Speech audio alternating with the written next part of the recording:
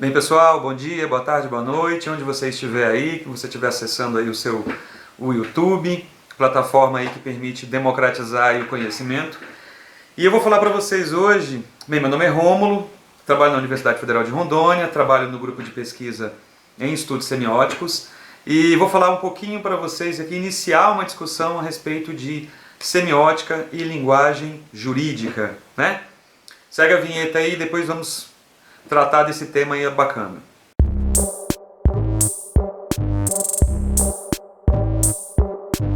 Pessoal, bem, a gente sabe que o direito é feito de linguagem, né? Se você parar para pensar, problematizar inicialmente, as informações elas são textualizadas, né? Então elas passam pelo crivo do registro textual e vão até as autoridades competentes para o julgamento, para postulações, para as decisões e tudo mais. Então, a gente parte de um princípio que é um direito, que o direito ele é constituído a partir da textualidade, a partir de textos, a partir de palavras, a partir de descrições da realidade. Então, nós podemos quase que afirmar que o fazer o direito, falar o direito no caso concreto, atuar, usar essas questões jurídicas e o que ela perpetua na prática está conectado a texto e então está conectado à semântica. Então o que é a semântica? Vamos começar entendendo aí basicamente a semântica. A semântica ela é a ciência que estuda os sentidos. E aí qual é a importância da semiótica francesa?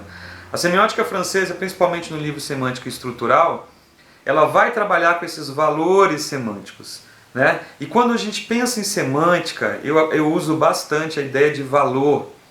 Então a gente trabalha muito com a ideia de valor. Valor é uma coisa que nós podemos atribuir. E isso explica bastante a semântica, né? Nós sabemos, é claro que nós sabemos que as palavras elas são constituídas de pequenos sinais, né, de significação, de significado, na verdade, que são os semas. Mas nós percebemos essas palavras por meio de valores, de uma valoração.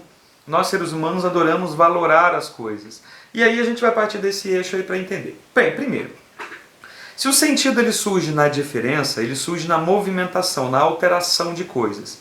Se a gente for pegar lá o quadrado de semiótica, então vamos começar a ver sentido no seguinte. Quando um sujeito muda sua relação com o objeto, criou um sentido semântico. Se eu tinha uma relação de apreço por aquele objeto, eu tinha um padrão X. Se eu deixo de manifestar interesse por aquele objeto, eu deixo de ter aquele padrão X. Eu tenho uma outra percepção de valor. Então a gente tem alteração de valores. Vou dar um exemplo muito simples. Você tem aquele amigo que é fiel, que participa das coisas da sua vida, e aí você tem um valor X para ele. Você atribui um valor X para ele, um valor psíquico, um valor conceitual, um valor social para ele, afetivo para ele. Principalmente afetivo. Se o comportamento dele mudar, se o comportamento dele muda por alguma coisa que você fez ou por alguma coisa que ninguém sabe o que aconteceu, você começa a atribuir um outro valor para ele. E você começa a questionar um valor. Aí que tem uma coisa que a semântica semiótica vai explicar muito bem. Se você sabe que você deu causa, você sabe a causa do valor, então você pode atribuir um valor para ele mais claro, né? Então você fala, poxa, eu dei causa àquilo, então ele está triste, né? Triste com razão, justificado. Mas se eu não sei a causa, eu costumo especular. E eu especulo. Então, aí eu começo a interpretar. A interpretação é você dar suas leituras variadas, as suas hipóteses. O que você está fazendo aí, semanticamente? Você está construindo sentidos. Você constrói sentidos, né? E essa é uma forma, a especulação, especular sobre as coisas, você dá valor para as coisas. Puxa, mas será que ele está triste porque, né, ele não gosta mais de mim, ou eu fiz alguma coisa errada, ou ele está interesseiro, é porque eu conquistei aquilo e ele mudou. Então isso é um bom exemplo, fora do texto, para a gente poder entender essa questão de valor, tá? Então, quando nós pensamos em semântica, nós também pensamos em valor. E aí a gente começa a perceber que as palavras têm valor.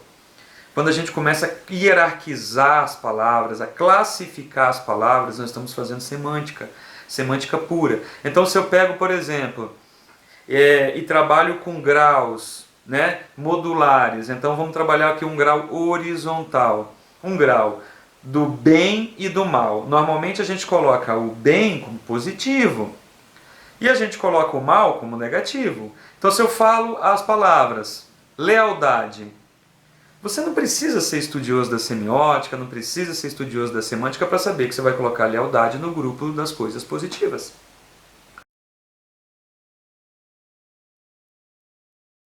Isso aí é quase que claro. Se eu falo traição, eu pego essa palavra traição e coloco ela no grupo das coisas negativas. Então, se eu pensar em positividade e negatividade da língua, eu sei colocar as palavras, eu já sei classificar as palavras aí. Ou seja, eu estou aplicando a semântica. Eu estou usando um tipo de semântica, um tipo de classificação semântica, de modalização semântica. Do mesmo modo que eu posso fazer isso também num caráter vertical, de intensidade e profundidade, se eu quiser, ou uma escala de sutileza e delicadeza, são todos graus semânticos. Vamos lá, vamos pegar esse exemplo aí de delicadeza e sutileza. Se eu chego assim num local e falo assim, me dá essa merda dessa cadeira, eu estou num grau de, né, muito distante de delicadeza, estou num grau de rudeza, rude, rusticidade, bárbaro. Mas se eu falo por obséquio, poderia alcançar nessa cadeira, né? Falando com tom de voz, eu coloco semanticamente essas palavras, eu classifico essas palavras semanticamente no grau de delicadeza.